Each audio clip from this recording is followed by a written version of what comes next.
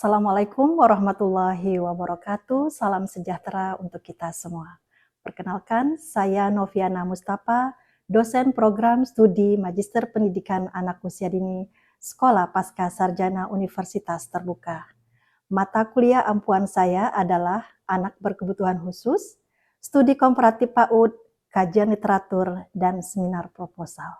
Dalam rangka unjuk kerja Tridharma Perguruan Tinggi sebagai syarat sertifikasi dosen, saya akan mendemonstrasikan unjuk kerja bidang pengajaran saya pada mata kuliah Anak Berkebutuhan Khusus dengan kode mata kuliah MPAD 5303.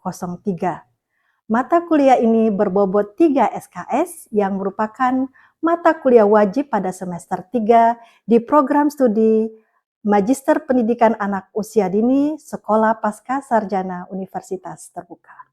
Pendekatan pembelajaran pada mata kuliah ini dilaksanakan dengan menerapkan sistem pembelajaran sinkronus yang dilakukan secara virtual melalui tutorial webinar dan pembelajaran asinkronus yang dilakukan melalui tutorial online pada laman web e-learning Universitas Terbuka.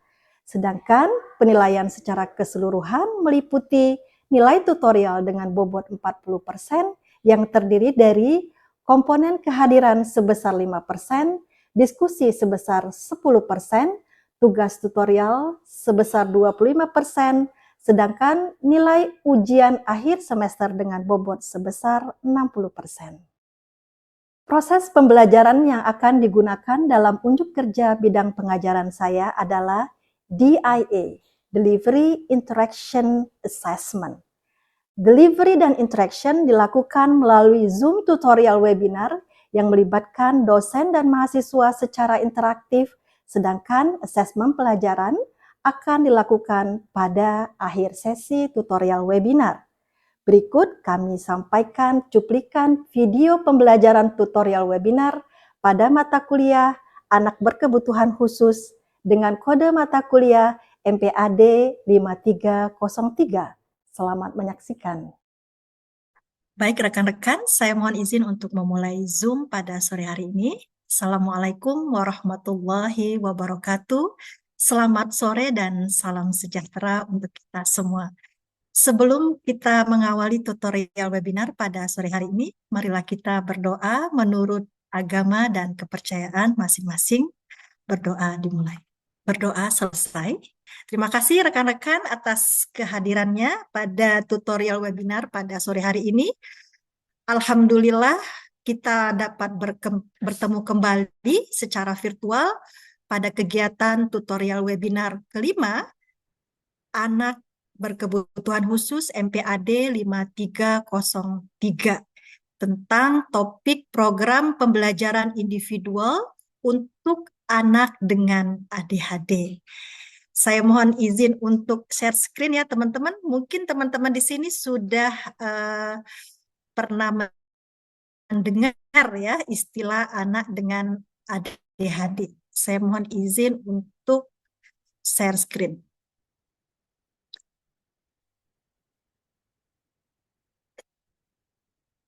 Apakah sudah tampak di layar full screen? Ya, pada topik kali ini kita akan mempelajari tentang program pembelajaran individual anak berkebutuhan khusus ADHD ya. Teman-teman pasti ini apa sih ADHD gitu ya. Singkatannya itu bahasa Inggris ya, Attention Deficit Hyperactivity Disorder. Tujuan pembelajaran kita pada sore hari ini yaitu mengidentifikasi karakteristik anak dengan ADHD, merancang asesmen awal untuk menentukan kebutuhan belajar anak dengan ADHD, merancang strategi, metode, aktivitas pembelajaran individual yang sesuai dengan karakteristik perkembangan dan kebutuhan belajar anak dengan ADHD. Namun, sebelum kita memulai sesi kita tentang program pembelajaran individual untuk khusus anak dengan ADHD, saya ingin merecall pembelajaran yang telah kita lakukan pada tutorial sebelumnya tentang definisi program pembelajaran individual untuk anak berkebutuhan khusus secara umum. Siapa yang bisa memberikan penjelasan singkat? Mungkin Ibu Tika. Bu, boleh izin? Ya, silakan Ibu. Oke. Kalau menurut saya, program pembelajaran individual itu merupakan rancangan pembelajaran yang dibuat khusus untuk setiap anak ABK. Jadi pembelajarannya disesuaikan dengan kebutuhan dan kemampuan masing-masing anak. Mulai dari tujuannya, materi, metode, media, sampai penilaiannya juga disesuaikan. Jadi tujuannya tuh supaya anak mendapatkan pembelajaran yang tepat dan bisa berkembang sesuai dengan potensi yang dimilikinya. Sekian Bu, terima kasih. Oke, terima kasih Ibu Tika atas penjelasannya tentang apa itu program pembelajaran individual untuk anak berkebutuhan khusus secara umum yang telah kita pelajari pada sesi tutorial webinar sebelumnya. Jadi ini adalah merecall kembali pengetahuan kita tentang PIP ya, program pembelajaran individual untuk anak berkebutuhan khusus. Oke, pada pembelajaran sebelumnya kita sudah mempelajari tentang PIP secara general. Pada topik kali ini, pada webinar kali ini kita akan mempelajari tentang program pembelajaran individual secara spesifik, terutama untuk anak dengan ADHD, ya. Jadi ADHD itu apa dan bagaimana sih anak dengan ADHD? Apakah pernah kita menemuinya di kelas, ya? Jadi kita mau penasaran ya, mau berbincang-bincang tentang apa, mau diskusi tentang apa, karena ini bahasa Inggris ya, Attention Deficit Hyperactivity Disorder. Bahasa Indonesianya apa ya Bu ya? Nanti kita akan pelajari pada tutorial webinar kita pada sore hari ini ya. Teman-teman pernah nggak ngelihat kejadian seperti ini di kelas? Anak nggak bisa diam, kemudian menggerakkan kaki, tangannya, dan menggeliat begini ya di tempat duduk. Jadi nggak bisa diem ya. Kemudian berlari, memanjat pada situasi yang tidak sesuai. Ya, ketika teman-temannya baru duduk 5 menit, anaknya sudah teman-teman yang anak dengan yang mempunyai karakteristik ADHD ini memanjat papan tulis misalnya ya, duduk-duduk di tempat bukan pada tempatnya. Kemudian sulit menunggu giliran, sering mengganggu temannya, iseng ya istilah umumnya ya. Kemudian sulit mempertahankan perhatian saat belajar atau bermain. Ketika teman-temannya itu selesai membuat Lego, anak ini berpindah dari satu permainan ke permainan lain karena bosen. Ya, jadi tidak bisa fokus dan teman-teman pernah juga melihat di ini ya di classroom ya, dia tidak menyukai kegiatan yang membutuhkan konsentrasi lama. Ya, misalnya membuat Lego, itu kan membutuhkan konsentrasi lama. Bermain catur atau bermain drama. Jadi teman-teman sering melihat ya anak kecil, anak TK yang ketika bermain drama itu kepengen cepet turun dari panggung karena tidak bisa fokus lama-lama.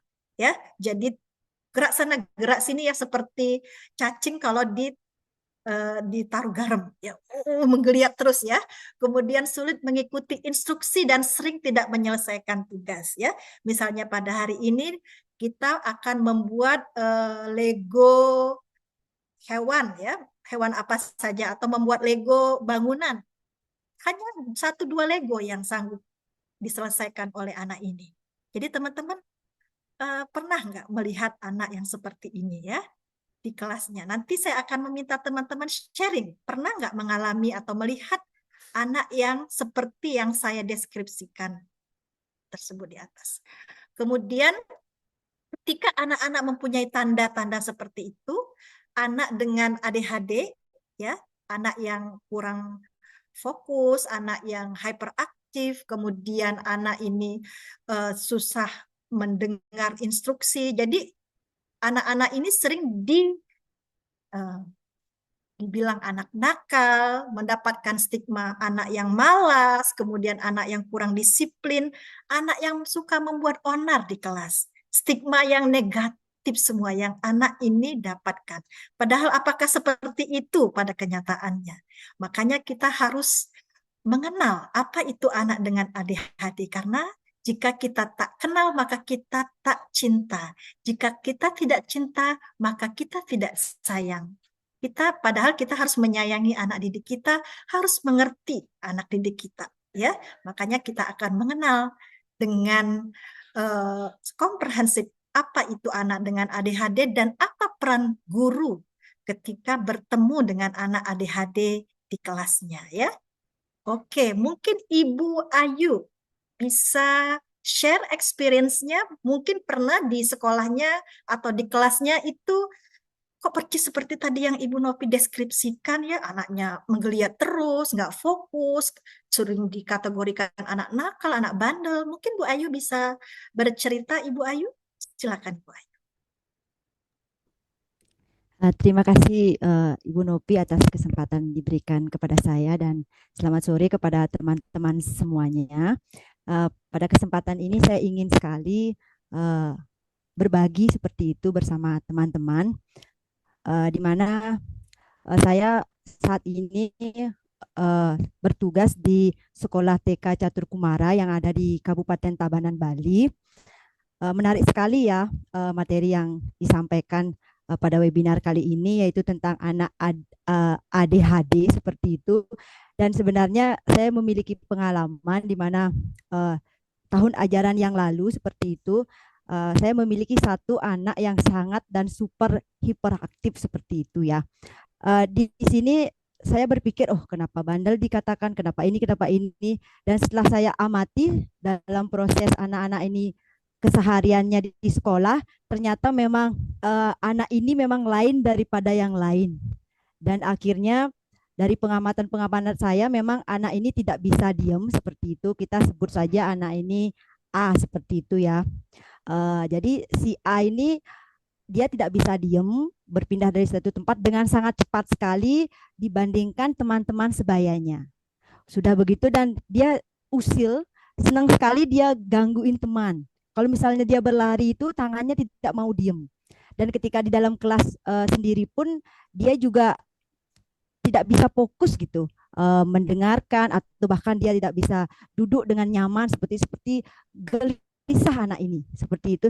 Dan juga karena temannya sering digangguin, jadi anak-anak yang lain tuh sering ngadu ke orang tua yang lain. Bahkan saya pernah orang tua mengadu ke sekolah. Bahkan lingkungan yang terdekat, yaitu lingkungan orang tuanya sendiri, juga mengakui bahwa anaknya nggak bisa diurus, kadang-kadang bandel, kadang-kadang untuk ngasih tahu anaknya ini orang tua itu pakai pakai tangan gitu untuk mukul si anak ini gitu kan. Terima kasih Bu Ayu atas sharing sebagai guru di sekolah TK dan mempunyai anak dengan ADHD di kelas, ya.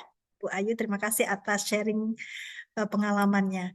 Kemudian ini ya, saya akan menjelaskan tentang definisi ADHD berdasarkan DSM-5 ya.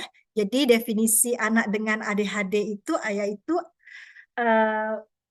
anak yang mengalami gangguan perkembangan sistem saraf. Ya, jadi neurodevelopmental disorder yang mempunyai karakter patternnya yaitu inattention, hyperactivity, impulsivity. Jadi ada 3 karakternya, yaitu inattention. Inattention itu apa? Ya,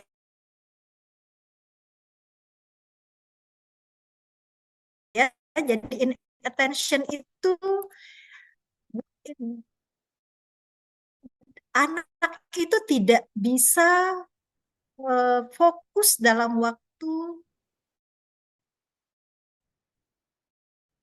tertentu, ya.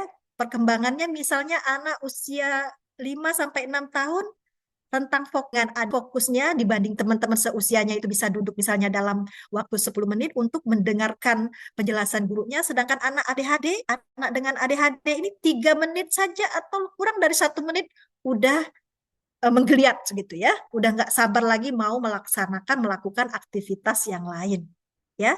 Tanda keduanya itu adalah adanya perilaku aktif yang berlebihan. Jadi kalau anak-anak itu aktif, itu normal sekali ya.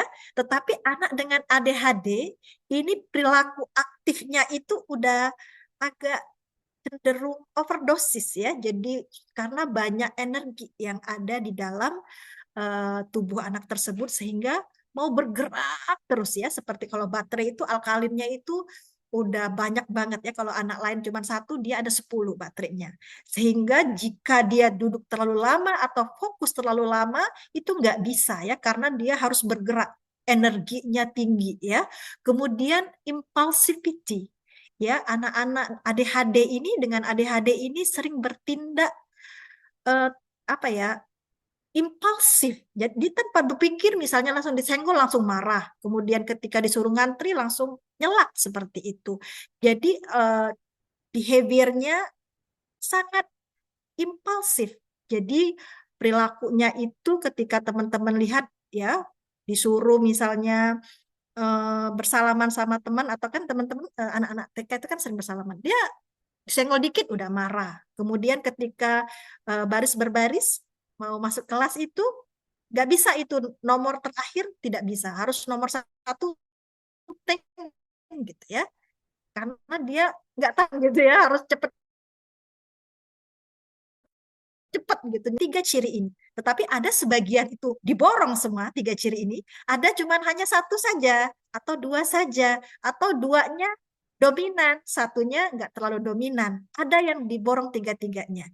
Jadi ketika teman-teman di sini sebagai guru mengobservasi ya, mengobservasi peserta didik di kelas ataupun di sekolah ketika mempunyai karakteristik seperti ini, rentang fokusnya sangat rendah, kemudian perilaku aktifnya berlebihan dibandingkan dengan anak seusianya, kemudian impulsif ya, ketika dia melakukan sesuatu tuh tanpa berpikir seperti itu, gitu. Makanya anak-anak dengan ADHD ini cenderung sering kayak terlihat agresif, kemudian susah diatur, suka bikin onar ya kata orang ya.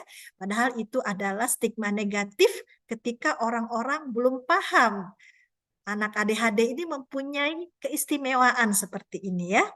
Kemudian tadi ya, anak ADHD ini teman-teman sudah paham ya, tadi gangguan sistem sarafnya. Jadi ada sesuatu yang happening di otaknya. Jadi bukan keserempet jin ya, atau ya bukan karena mendapatkan wangsit sehingga dia jadi aktif seperti itu ya. Jadi ada something different ya di struktur otaknya ya. Mereka anak-anak ini dari genetiknya seperti itu. Bisa nggak Bu diobati atau sampai besar seperti itu? Bisa diterapi, tetapi jika anak dengan ADHD umur 5, 6, 7 tahun, 8 tahun tidak diterapi, maka akan dia bawa ADHD-nya ini sampai besar, dan makanya banyak terjadi conduct disorder. Karena ketika anak ADHD masih kecil tidak diterapi, maka dia akan membawa ADHD-nya sampai dewasa. Jadi harus diterapi ya. Tapi apakah boleh seorang guru memberikan diagnosa dan menterapi secara klinis anak dengan ADHD? Ya, mari kita lihat. Apakah boleh ya? Ya. Jadi guru itu nggak boleh ya melakukan diagnosa kayak dokter ya. Ya, kayak misalnya saya pusing nih ya, terus Bu Ayu tiba-tiba, oh Bu Novi sakit kanker nih ya, kayaknya ya, kanker kering maksudnya ya. Jadi karena profesi ini, profesi mendiagnosa ini bukan profesi guru ya, guru hanya melakukan observasi, kemudian mendokumentasikan perilaku anak, bagaimana di kelas, bagaimana berinteraksi dengan teman-temannya, kemudian hasil dari observasi dan dokumentasinya ini teman-teman boleh berdiskusi dengan orang tua dan menyarankan orang tua untuk mendapatkan rekomendasi dari profesional. Kemudian tugas guru apa lagi? Tadi nggak boleh ya mendiagnosa anak sembarangan ya, oh anak ini kanker, oh anak ini speech delay. Guru hanya boleh mengobservasi, mendokumentasikan, berdiskusi dengan orang tua tentang tadi hasil observasi dan dokumentasi, kemudian boleh menyarankan orang tua untuk dirujuk ke profesional jika dibutuhkan. Kemudian ini ya ada asesmen awal ya, anak dengan ADHD, guru harus mempunyai ini ya, karena untuk membuat asesmen awal, melakukan observasi, guru harus membuat seperti ini. Ya, apakah anak itu inattention kah, hyperactivity kah, atau impulsivity, atau semuanya diborong. Ya, teman-teman harus buat checklistnya. Dan ini assessment awal ini boleh dilakukan oleh seorang guru guru TK atau guru SD untuk menilai anak ini ya, tapi bukan mendiagnosa. Oke, kemudian bagaimana intervensinya di kelas? Apakah boleh guru membuat intervensi di kelas? Oh, sangat boleh sekali. Dan ini agak sedikit wajib ya, karena kalau dibiarkan saja itu akan menjadi suatu fenomena sehingga anak-anak nggak mau sekolah, teman-temannya yang lain karena merasa diganggu terus. Terus orang tua juga pada komplain, wah itu ada anak jin yang masuk misalnya, karena mengganggu terus ya. Kemudian orang tua demo terus ya. Oh, anak saya diganggu terus, anak saya dijambak terus rambutnya, anak saya mainannya direbut terus sama si A gitu ya.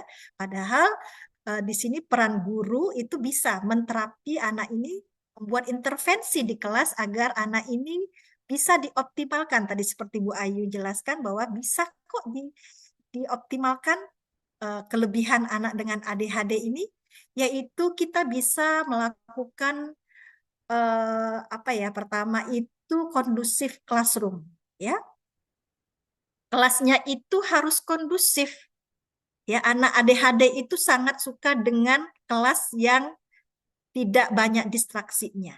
Jadi kalau ada suara motor, ada orang dangdutan ya pagi-pagi ya, mudah itu terdeteksi. Jadi biasanya di Indonesia itu ada terdengar suara orang dangdutan pagi-pagi, itu anak ADHD sangat tidak bisa konsentrasi. Kemudian ada suara orang bermotor misalnya, karena TK yang dekat jalan itu kan ada suara berisik ya. Jadi anak ADHD itu tidak bisa terdistraksi dengan bunyi-bunyi suara orang berbicara seperti itu dalam arti kata yang di luar kelasnya ya. Jadi harus menciptakan classroom yang kondusif. Kemudian harus menetapkan rules yang konsisten ya. Misalnya kalau misalnya hari ini ada berbaris dulu untuk masuk kelas, hari ini misalnya namanya A harus berada di barisan 1, kemudian besoknya barisan 2, 3, 4, dan itu harus ada checklistnya. Harus ada refleksi setiap hari untuk anak ADHD. Anak ADHD butuh rules yang konsisten. Apa yang membuat dia berperilaku seenaknya, misalnya nggak mau menaati peraturan di sekolah atau iseng temannya, karena tidak ada rules yang konsisten. Dan yang ketiga, harus instruksinya harus jelas, step by step dan single instruction, ya. Jadi tidak boleh seperti ibu-ibu yang lagi ngomel, kamu ke pasar. Yang panjang seperti cerita novel itu nggak bisa, ya. Harus Ali duduk, ya. Begitu. Jadi harus precise perintahnya. Kemudian jangan lupa anak-anak ADHD ini energinya banyak. Dia harus ada aktivitas motoriknya untuk rilis energinya agar dia kembali ke normal ya. Ya, kemudian harus ada visual schedule-nya dan harus ada tandanya. Apakah done, apakah undone, ataukah anak ini skip seperti itu, dan harus direfleksikan ke anak dengan ADHD ini ya. Misalnya hari ini ada kegiatan bercerita, kemudian kegiatan bermain bersama teman, dan ketika schedule-nya ini di-stick semua, berhasil semua, anak ini harus mendapatkan reward atau positive reinforcement. Wajib itu. Karena dia merasa, oh hari ini saya sudah bagus, hari ini perilaku saya sudah bagus, seperti ini, dan dia merecall di otaknya. Jadi anak ADHD itu harus intervensinya harus seperti ini ya. Dan boleh nggak Bu di skip dulu, misalnya mau motorik dulu, mau ini dulu, oh boleh. Kita harus intervensi ini harus dijadikan satu kesatuan yang komprehensif.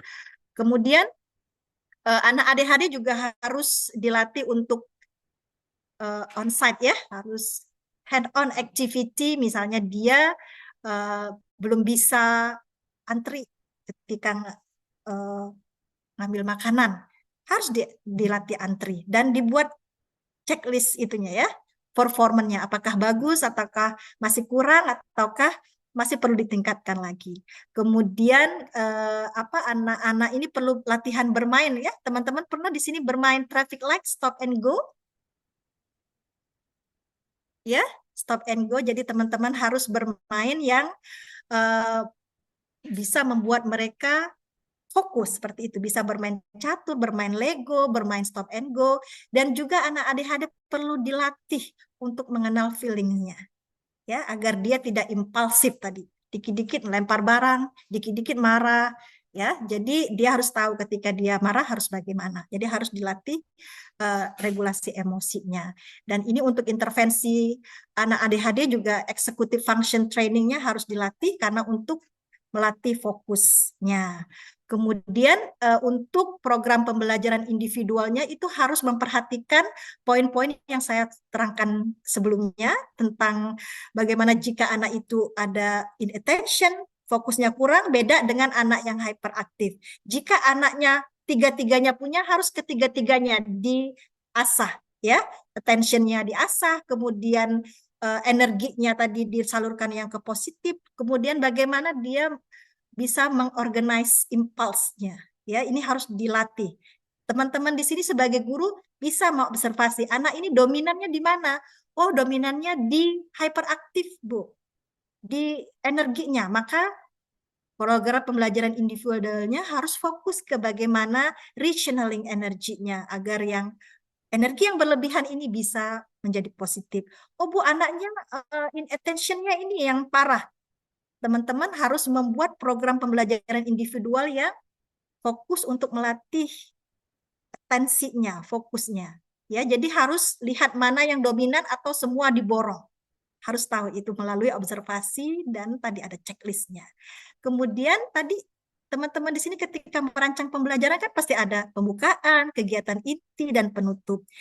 Jadi pembukaannya itu ketika tadi anak ini tidak bisa fokus, misalnya pembukaannya dia disuruh misalnya bercerita sebentar, bercerita dongeng untuk teman-temannya yang lain, atau bercerita tentang perasaannya hari ini. Apakah dia bahagia dapat hadiah dari ayahnya, atau sebel sama ibunya ngomel terus di rumah. Jadi dia harus pay attention. Ya, ketika dia bercerita dia nggak bisa lari-lari kabur, ya, dia harus bercerita. Kemudian di kegiatan intinya teman-teman juga harus fokus di mananya dulu, apa di hyperaktifnya, apa di attentionnya, atau di regulasi emosinya tadi, impulsifnya gitu, ya, harus fokus di salah satu, salah dua, atau kesemuanya. Tetapi ketika merancang pembelajaran harus fokus satu-satu dulu, mana yang lebih diutamakan untuk dirancang. Seperti itu, dan penutupnya harus ada refleksi, ya. Apakah anak tersebut sesuai dengan tadi rule and regulation yang telah dibuat bersama-sama. Oke, teman-teman, kesimpulannya anak ADHD itu bukan anak tadi, ya, bukan anak yang nakal, susah diatur, anak yang membuat onar, tapi anak ADHD itu anak yang mempunyai keunikan, ya, karena dia ada sistem sarafnya itu berbeda dari anak-anak yang lain.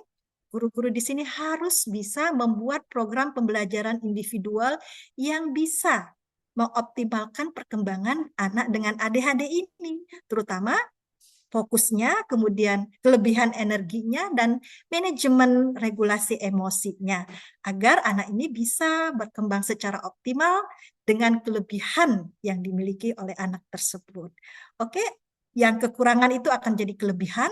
Tadi Ibu Ayu sudah bercerita bahwa anak ini memiliki potensi yang luar biasa. Kita harus lesatkan potensinya, bukan fokus pada kekurangannya yang tadi, yang banyak banget negatif-negatifnya, ya. Jadi bukan itu yang kita fokus, kan, tapi kelebihan-kelebihan yang harus kita lesatkan melalui program pembelajaran individual yang fokus untuk melatih tensionnya, kemudian kelebihan energinya, dan juga regulasi emosinya.